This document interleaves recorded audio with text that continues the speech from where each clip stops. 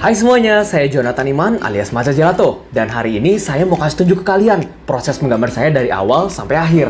Langsung aja. Jadi untuk mempercepat gambar kali ini, saya akan pakai Symmetrica rulernya Clip Studio Paint ya. Nah, seperti biasa, saya akan mulai dari sketsa dulu dan meletakkan garis bantu untuk posisi facial features-nya. Jika sudah ada garis bantunya, saya bisa dengan mudah meletakkan hidung, mulut, mata, dan telinganya langsung. Nah, kalian bisa pelajari cara mensketsa kepala dan posisi facial features di video tutorial yang sudah saya buat di atas ini ya. Kalau misalkan base kepalanya udah jadi gini, kita bisa langsung letakin gitu rambutnya dan aksesoris yang mau kita letakin. Nah, di sini saya pengen bikin cewek yang terkesan artsy gitu ya. Jadi saya akan pakaikan kupluk, abis itu saya buat rambutnya lebih pendek supaya dia itu kelihatan lebih fresh gitu. Nah, oh ya, sambil menggambar, biasanya saya tuh akan terus memeriksa anatomi, komposisi, dan keseluruhan gambar saya. Sehingga mungkin saya akan sering mengubah beberapa hal di tengah jalan. Kayak misalkan tadi barusan saya buat gambarnya itu lebih kecil, karena saya merasa orangnya tadi terlalu besar gitu, sehingga kanvasnya kelihatan sempit. Nah, abis itu saya juga sekarang merasa kayaknya matanya terlalu besar deh. Soalnya saya pengen bikin ini sebenarnya lebih semi realis gitu. Jadi kalau matanya dan dagunya itu matanya besar dan dagunya lancip, itu akan mengurangi kesan realistisnya. Jadi saya akan menyesuaikan mata dan dagunya juga kayak begini. Nah, habis itu saya juga merasa kupluknya terlalu baggy gitu ya, terlalu mengembung. Biasanya kan kupluk ketat ke kepala kayak gambar ini. Nah, makanya kita akan menyesuaikan kupluk ini juga, dibuat lebih sempit aja. Sama abis itu saya juga mikir ya, ini karena pakai Symmetrica ruler ya, kesannya itu kayak simetris banget kiri kanan. Jadi saya akan ubah beberapa hal, kayak mungkin mulutnya dulu ini bikin lebih lebih miring gitu ya, biar nggak terkesan terlalu simetris. Abis itu kupluk juga nih. Oke, paling itu aja dulu untuk sketsanya. Oke, selanjutnya kita bisa langsung masuk ke line art aja. Kalau di line art ini sebenarnya dikit sih yang perlu diperhatiin. Kalau saya biasanya waktu nge-line art itu cuma perhatiin line weight-nya doang sih. Ya nggak cuma sih, line weight itu hal yang sangat penting gitu ya. Entah kalian itu tipe orang yang suka nge-line itu garisnya tebel-tebel atau mungkin tipis kayak saya gini, tetap kalian harus bikin variasi terhadap line weight kalian atau ketebalan tipis garis kalian gitu ya. Jadi garis itu enaknya itu kalau misalkan ada yang tebel dan ada yang tipis. Kayak kalau di sini biasanya kalau ada 2 atau lebih garis yang ketemu, saya bikin lebih tebel.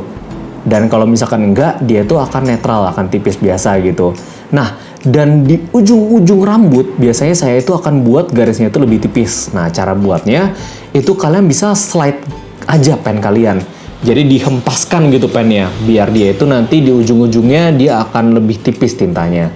Nah, untuk benda yang lain, untuk bagian lain gitu ya, kalau bukan rambut, itu kalian mungkin nggak terlalu perlu perhatiin sedetail rambut line weight-nya.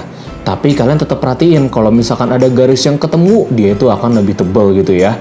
Dan kalau misalkan enggak, dia akan dibuat lebih tipis. Ini nanti akan bikin gambar kalian itu garisnya tuh enak dilihat, lebih kelihatan berdimensi gitu. Paling begini nih. Oke, sekarang kita bisa langsung aja ngewarnain gambar ini. Untuk kali ini saya akan ngewarnainnya per bagian dulu. Jadi saya akan base colorin dan detailin per bagian. Habis itu lanjut ke semua bagian kayak gitu sampai semuanya jadi. Baru saya akan review lagi dan detailin tiap bagiannya lagi, keseluruhannya. Nah, ini kita akan mulai dari base color kulitnya dulu sama shading kulitnya. Karena ini saya mau buat dia itu semi realis gitu ya.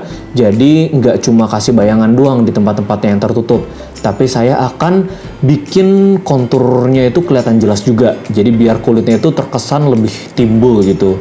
Nah, ini untuk membuat ini saya juga pakai referensi ya. Referensi kayak gini. Ini ceritanya cahayanya itu dari atas kanan. Jadi bayangannya itu akan ada di sebelah kiri. Nah, konturnya ini akan terbentuk seperti ini. Jadi dia itu lebih timbul. Untuk rambutnya, biasanya itu selain nge-base color, saya juga akan masukin gradient dulu, kayak gradasi gitu, pakai airbrush. Nah, ini tuh akan menambah kesan 3 dimensi pada rambutnya. Jadi gelapnya itu nggak cuma dari shading per fly-nya doang, tapi dari airbrush ini juga. Nah, setelah udah jadi, saya akan pick warna yang lebih gelap lagi dibandingkan warna airbrush gradiennya tadi, dan akan ngebuat detail rambutnya. Ini detail rambutnya biasanya saya suka ngebuat kayak gini dulu. Baru setelah itu saya akan kasih shading detail perlainnya gitu ya, di ujung-ujung rambut biasanya kayak gini. Jadi di ujung-ujung aja. Nanti setelah selesai ngedetailin ini, barulah saya akan ngebuat highlightnya. Tapi mungkin untuk kali ini supaya lebih balance-nya kelihatan, saya akan nge-base colorin bagian lainnya dulu nih. Baru akan lanjut ke highlight rambutnya. Tapi bentar, nah. Jadi ini highlightnya juga dikit-dikit aja, nggak perlu terlalu banyak. Yang penting di tempat-tempat yang penting aja. Kalau di sini supaya lebih timbul gitu, mukanya lebih kelihatan, saya tambahin highlight di belakang rambutnya juga. Nah, baru ini saya shading kupluknya dulu, persis sama kayak rambutnya. Jadi saya buat gradiennya dulu ya, untuk bikin kesannya lebih 3 dimensi, dan habis itu bikin highlight shadow-nya gitu. Shadow dikit-dikitnya. Kalau untuk mata, mungkin butuh satu video penuh ya untuk saya jelasin ini. Tapi pokoknya tips dari saya untuk bikin mata, kalian seimbangin lah bagian bayangan dan bagian terang dalam mata kalian. Supaya mata kalian itu bisa kelihatan lebih timbul.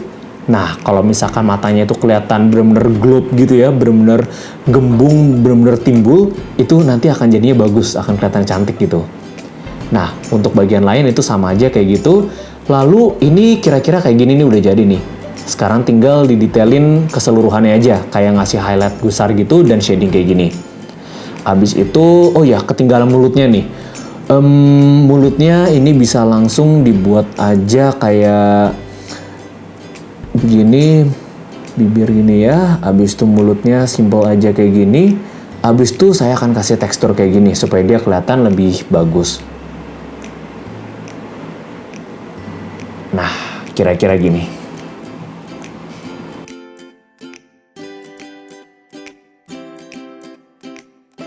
Oke, itu dulu mungkin untuk hari ini. Kalau kalian mau gambar kayak gini juga, kalian bisa cek tutorialnya di sini. Dan jangan lupa untuk klik tombol like dan subscribe di bawah ya. Kalau ada yang kalian ingin tahu seputar digital art, langsung kasih tahu aja. Dan kita akan bahas itu di video-video selanjutnya.